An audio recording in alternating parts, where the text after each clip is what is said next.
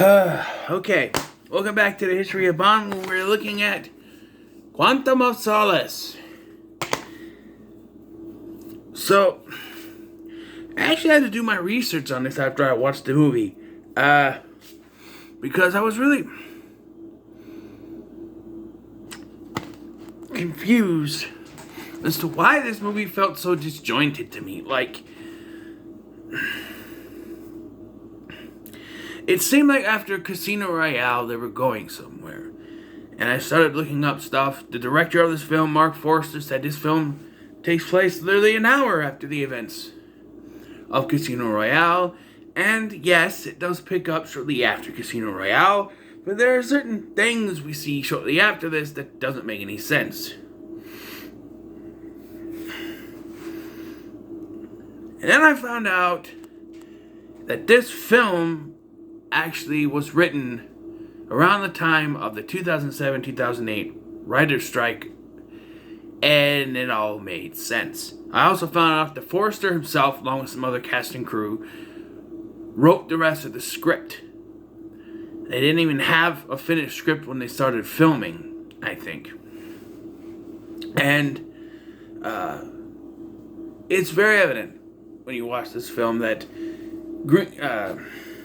Forster decided, action scene, action scene, action scene, action scene, and we'll just write dialogue around it. And when there is dialogue, it is pretty good. We do get some good character moments, but they're shortly followed by action scene, action scene, action scene. It's just a little disjointed to me. Daniel Craig is still very good as Bond, and he's the best in this film. Followed closely by Judi Dench as M. She gets a little bit more to do in this film, and that's credited to Mark Forster himself, who wanted to see M do more, so I gotta give him credit for that.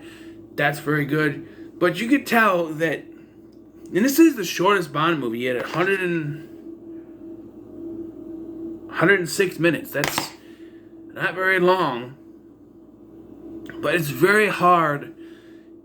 The editing in the action scenes is very hard to follow. Like there's this, in the beginning scene, we don't have the gun barrel. We start with a chase scene. Mark Forster wanted to incorporate the four major elements: earth, water, wind, and fire into the action scenes. And this one is the earth scene. It's a car chase taking place an hour after the events of Casino Royale, where Bond is being chased by a bunch of villains in Alfa Romeos, and it's not edited very well. At one point, Bond's door comes off, and you don't even know. You have to slow it down to see how it happens, and even then, it's kind of hard to figure out how it happened. It's just, the door is gone. I don't know. And at the end of this poorly edited chase, we see that Mr. White is still in his is in the trunk, and so he takes Mr. White to this secret underground bunker in Siena, Italy, which is 5 hours from where Bond was at the end of Casino Royale, so timing doesn't really work out there, but yes, he takes him to this underground bunker, and M is there, despite the fact that she was at MI6 at the end of the last film. When he called her,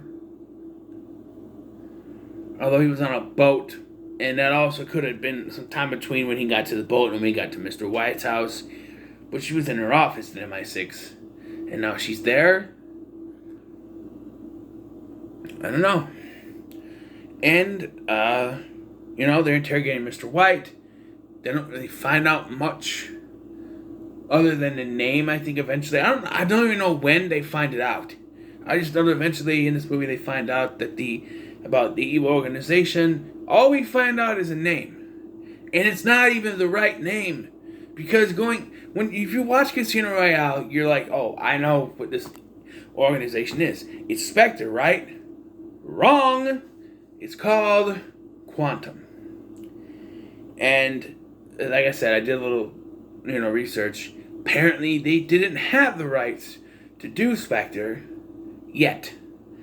But this just doesn't work when you already know that there's a movie called Spectre, so you know that Spectre is going to come in at some point. It just, in hindsight, it doesn't work. And clearly it was Mark Forster going, oh, we got, there's literally no other information given to the audience in this goddamn film. So we got to give them a name. And because they couldn't use Spectre, which is what it was going to end up being, because they were trying to get the rights, but Mark Forster was like, oh, I can't wait for that, I guess. So he just, it's called Quantum of Solace, just call it Quantum. I'm pretty sure that's how it went. I give credit to Mark Forster for a few things in this film.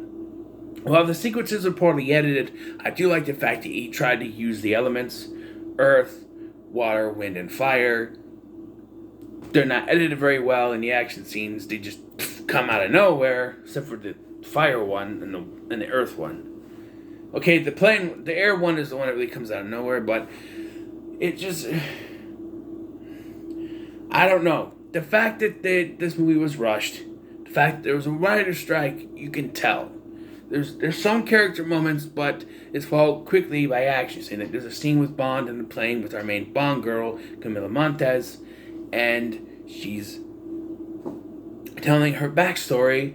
And as soon as she gets done telling her backstory, before they can even, move on from the conversation, boom, action scene. There's another plane shooting at them, and it's just like, no, it's not how you do it. She tells her backstory, you need time to digest, Move, cut to another scene where there's somewhere else, and then there's an action scene. No, just boom, action scene. It doesn't work. And the villain of this film, Dominick Greene, portrayed by Matthew Amalric, probably one of the most forgettable Bond villains in the series, as well as his henchman, Elvis, who is never called Elvis on screen. I had to look into credits to figure out who he was. By the way, Elvis is also there. Yes, I did watch the Dutch Bond fan video. By the way, Elvis is also there. So, yes, and it is kind of funny when you think about it, because he's just there. And it is funny when you look at those scenes, like, he gets knocked down the stairs, and it's like, oh, by the way, Elvis is also dead. He get knocked down the stairs. It's funny to think about, but, I watched this review after this, because I needed time to think after the end of this film, got me, and we'll get to it, but, yeah, and so, beginning of this film, Bond is told by M, about that, also, Vesper's boyfriend works with Quantum, as we find out. And he pockets the picture, and that does come in later. We're also introduced to Strawberry Fields, who's another character whose name calls back to the classic Bond films, but we don't know her first name until you look in the credits. And it's clear that they had something going with this, but because of the writer's strike, Forster was just like, oh, let's just kill her off. Even though they had played on the fact that her name was going to come back into it later, like she was going to tell him in passing, oh, by the way, my name, Strawberry. I love strawberries. But it's just like, that never happens, and we just find her covered in oil, which could be a tribute to Goldfinger, I guess, but she's just dead, and then she's like, oh, she wasn't even a field operative, she worked at a desk. That makes no sense. She was sent out there to bring Bond back. If you send someone out, they have to have field experience. You can't just send someone who was at a desk job. It's clear they didn't know how to write her off. And yes, it does add more to Bond's, story that, oh, she was just someone with a desk job, and she died because Bond didn't go back with her. But still. Oh, and by the way, something that had me scratching my head is that Bond has sex with her. And I'm sitting there going, wait, isn't he trying to get revenge for the death of the woman he loved? Having sex with her doesn't make any sense. And no, you're going to sit there, you're going to say, it's Bond. That's what he does. That's what the early Bond does. This is new era James Bond. We're meant to believe from the last film that everything is going to hold weight in this franchise from now on. Death is going to hold weight. He lost the woman that he loves. Well, he plays it off at the end. The bitch is dead. You can tell by the fact that he goes after Mr. White. The fact that he pockets that picture. He still cares and he still wants revenge. Even the end of this film shows that he's, still trying to get, the revenge for this. And it just doesn't make any sense that during this revenge mission, he's just gonna have sex with some random hot chick sent by him. It doesn't make any sense to me. Also, it's not really that big of a deal, but I remember looking at the actress, Gemma Arterton, and thinking, she's kind of young for Bond. Bond at this point was in his late 30s, I think, and maybe early 40s by this point. And she looks really young. Come to find out, she's only a year older than I am. I'm 34 years old, which means she's 35, which means in 2008, she would have been 22 years old. 22-year-old woman having sex with a 40-year-old James Bond. I'm starting to have BB flashbacks, and that's not good. I know she never had sex with Bond, but still. And there was a bigger age difference, as Moore was in his 50s and she was in her early 20s, but still, it makes me think of that, and I don't think of that, okay? Anyway, we move on from that. And we find out that Dominick Greene's big plan is to be in control of Bolivia's water supply. What? By the way, I don't know if I mentioned this, but during the interrogation of Mr. White, we find out there's a traitor within MI6. It's Mitchell! Who is Mitchell? Was he in the last film? They make a big deal out of this too, because he was M's right-hand man, and then we get Bill Tanner. But it's just like, who is Mitchell? Where did he come from? Why do we care that he's a traitor? Also, Bond kills almost every lead he has on Quantum. Mr. White is killed. He kills Mitchell. There's another contact that was in contact with Mitchell. That he kills. And it seems like they've rewritten everything that Bond has gone through in the last film, other than Vesper's death. He's back to being irrational and killing people for no reason, and it just doesn't make any sense. When you think at the end of the last film, he became the Bond that we know. But now he's back to the way he was at the beginning of the last film, just killing people to kill them, and it makes no sense. Also, I don't like David Harbour in this film. He just rubs me the wrong way. He's a CIA head in Bolivia, Argentina, wherever they are, and Felix Leiter is working under him, and I think Felix Leiter wasn't used enough in this film. He just has a couple scenes, and again, it's just like I say, the problem with the action scenes in this is, he meets with Bond in a bar, he gives Bond information, and then boom, action scene, and Bond's got to run out. It's just like, what? And yes, the Earth action scene was the car chase. There's a boat chase for the water one. This is the water action scene. The wind action scene is the plane chase, which I think is probably the best done of the ones that are like chases, I think. I mean, it's still poorly edited, but I think it's done better. And then we have the fire one, which is not really a chase, but it calls back to Montez's past, where there's this general guy Greene is working with, killed her parents and her sister, I guess. I think his sister. And she gets burned, put this horribly done scar on her back, which you could have made it look better. I don't know. Is that supposed to be? I don't know. You could have placed it better too. What is scar on her arms? Would she just have a burn on her back? There'd be more burns on her body, you'd think. But it does play into this scene where there's this fire, and you could tell by the look on her face that she's traumatized by this, and it looks as if Bond is going to shoot her, but he shoots this canister and it explodes, and they get out. Gotta go back a little bit. Mathis is back in this, and I really liked Mathis. I thought he was one of the better allies for Bond in the first one, and I all of a sudden he's the traitor, and I was like, okay. But then it's revealed that he's not the traitor, but Bond is like, it only proves that she was guilty, not that he was innocent. But then at the beginning of this, he's just innocent, which I guess they proved it, but in the hour that they were, I don't know. They just wanted him back, I guess. And he does help. He has connections with the police, but they betray him. And So, Bond and Montez are pulled over by the police, and they find Mathis in the trunk. And he uses Mathis as a shield. But here's the thing.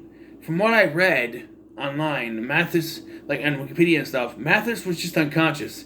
He wasn't dead. So Bond killed Mathis. But there is a good character moment after this where he says, you have to forgive me and you have to forgive Vesper. I did cry at this because, the good character moment, probably the best character moment in the film. And then we just, he then just throws him in the trash, a dumpster, and takes off. And he's like, oh, you sure you treat your friend like that? And he's like, he would have liked it, or something like that. Or he wouldn't have minded. And just like, or he wouldn't have cared. And I was like, I don't know. I think if I die, I don't want my body thrown in a dumpster. But we do get this scene afterwards where he confronts Dominick Greene. You were finally going to get some information on Quantum, right? Wrong. Oh, Bond gets information. But we don't get it on screen. He's like, I told you about Quantum. He goes, yes. And he gives him a bottle of motor oil and says he's going to leave him in the desert to walk. And how long before you drink that? Because there's also people from Quantum after him. And this is where once I realized about the writer's strike and everything, this is the point where I realized that Mark Forster, or whoever it was that was writing this film during the strike, clearly had no idea what Quantum was going to be. And so they couldn't give us any information because they didn't know what to write. So instead they decided, MI6 is going to get the information off screen. But we need to know what's going on. All we know, we don't know any more than we did at the end of the last film other than the name, which is the wrong name. You literally only gave us a name. And that's only because you said to yourself, we're not giving him any information. We gotta at least give him a name. And the movie's called Quantum and Solace, so just call it Quantum. It makes no sense. And this film does nothing to push the character of Bond further. If anything, it pushes him back a little bit. In the end of this film, he becomes the Bond we know and love again. There's a point where supposedly he leaves MI6, but then he comes back and, we end up in Russia, where we have a cameo from Stanek, I guess. And we find out that this guy is actually, he does work for Quantum, and he is an agent that sleeps with women and makes them fall in love with him and gets information from them and then blackmails them. I know that's why he did the Vesper, but I don't think that any organization would have an agent that just does that. But Bond leaves him alive, and then M says, I want you back. And he's like, I never left. And he drops Vesper's necklace. And then the movie ends. And I was getting up, and I'm like, okay. Because I had waited for the last half hour because there was a lot of stuff going on. I didn't want to miss anything, and I had to pee, and I got up, and I'm like, okay, this is it. The movie's over, and then gun barrel. And I'm like, oh, Jesus. And I'm just like, that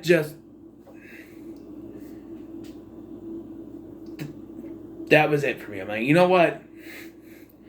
I'm done. I'm done with this movie. I'm just done because I didn't hate this movie. There were some decent character moments, but it didn't move Bond's character forward at all. And it really didn't... This movie didn't do anything. Know any more about Quantum than we did at the end of the first film, other than a name that shouldn't be the name. Dominick Greene is a villain that didn't progress any plots or do anything for Quantum. Characters died for no reason, like Strawberry Fields. Why did she die?